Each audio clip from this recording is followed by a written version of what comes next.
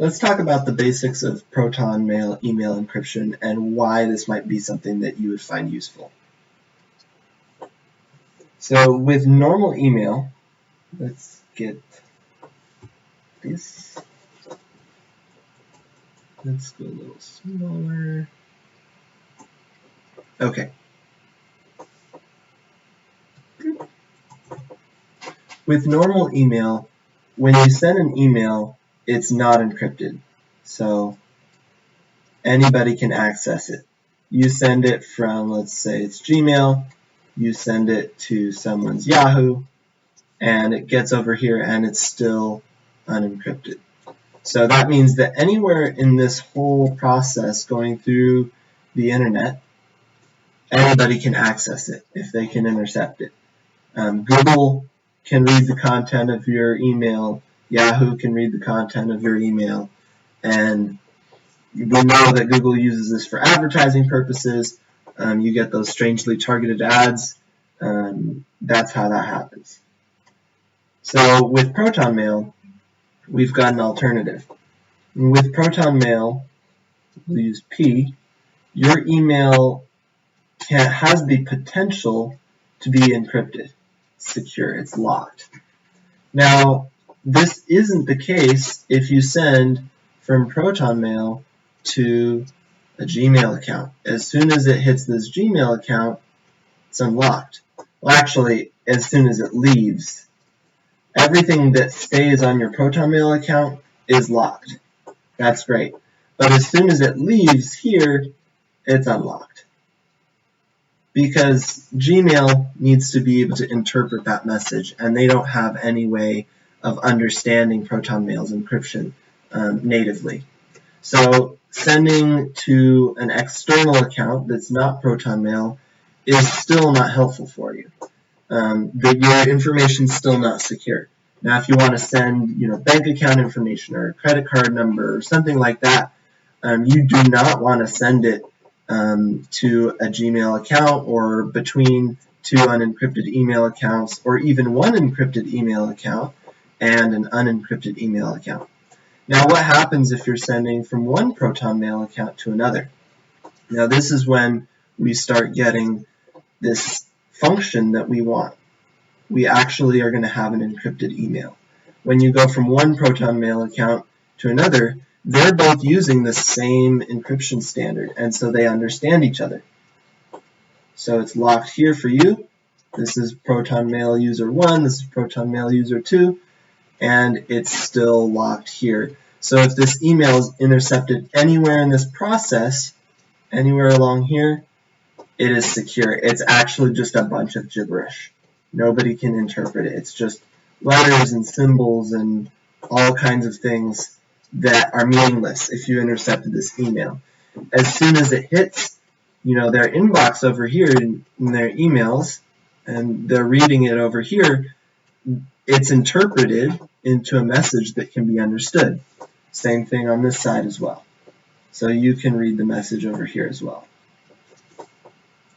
So this is what we want. Now, how does this work? So this first ProtonMail account over here, it's got two keys. It's got a public key, and a private key. Now, this public key is what other people publicly use to send information to this account. This private key is used to decrypt or unlock that information. So just think of it simply, the public key locks information that's intended for you, and your private key, which only you should have, unlocks it for you. So in order for someone to send you an encrypted message, they need your public key, and vice versa. So how it works when you're sending between one ProtonMail account to another, ProtonMail servers handle the exchange of public keys between ProtonMail accounts. So to send to user number 2 over here, you actually have public key for user number 2. And for this guy to send to you, he's got public key of user number 1. Now he's also got his own private key. That's private key of user number 2. And over here, this user has their own private key. So you can understand you only need one private key because that's what you use to understand all the information coming to you. And you will need multiple of the public keys of anyone that you want to send to. Now, what's wonderful about ProtonMail is it handles all of this for us. So these public keys, private keys, I started using ProtonMail a long time ago. I didn't understand any of this, but this is how it's working.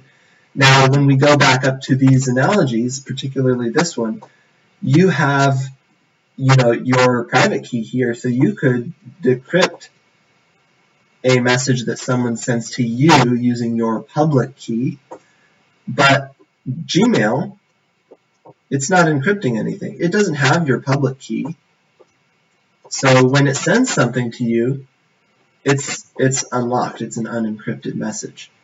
Now, when it arrives at ProtonMail, ProtonMail encrypts everything with your public key. So once it's in your inbox in ProtonMail, it's encrypted. As soon as it leaves, it's decrypted. So your email is living on Google's servers. Any email that you would send or receive from Google, it's still on Google servers. Now, it's still more private. You say, why bother? Because nobody else has a ProtonMail account, so it's not going to be secure anyway.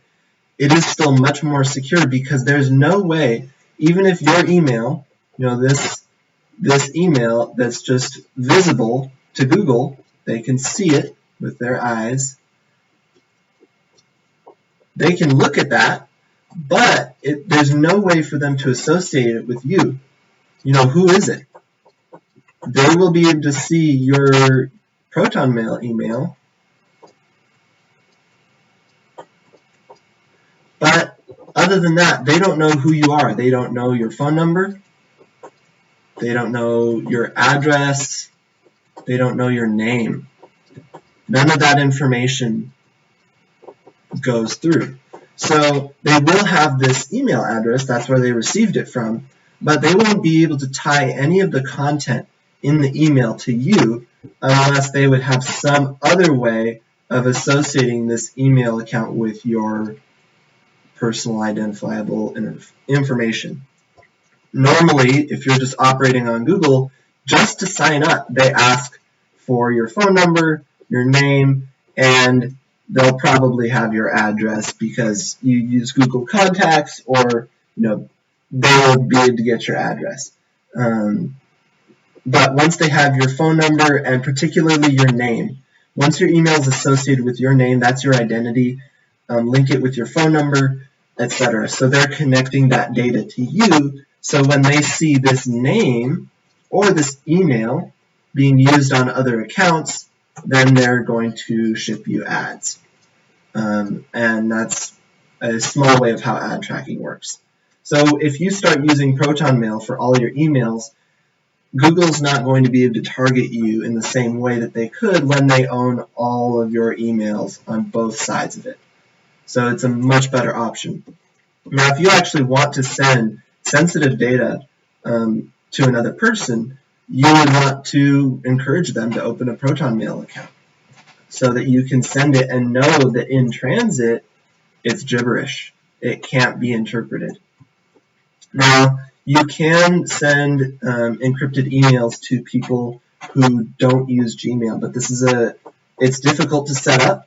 Now, I'm just saying Gmail as an example. It could be any non-encrypted email client. There's a browser extension called Mailvelope that allows you to generate public and private keys for yourself. So then, remember, you have a private key to encrypt anything that someone sends to you with your public key. So you'll take your public key, distribute it to anyone that you want to receive encrypted messages from, and Mailvelope will help you decrypt it using your private key.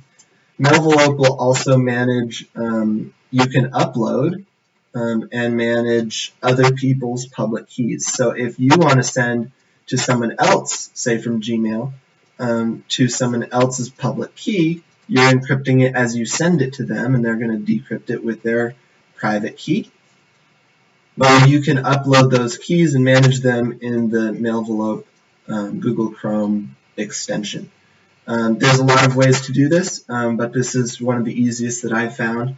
But it is more technical, so why not just use ProtonMail that does it all for you? And that's all for this video. I hope that was helpful.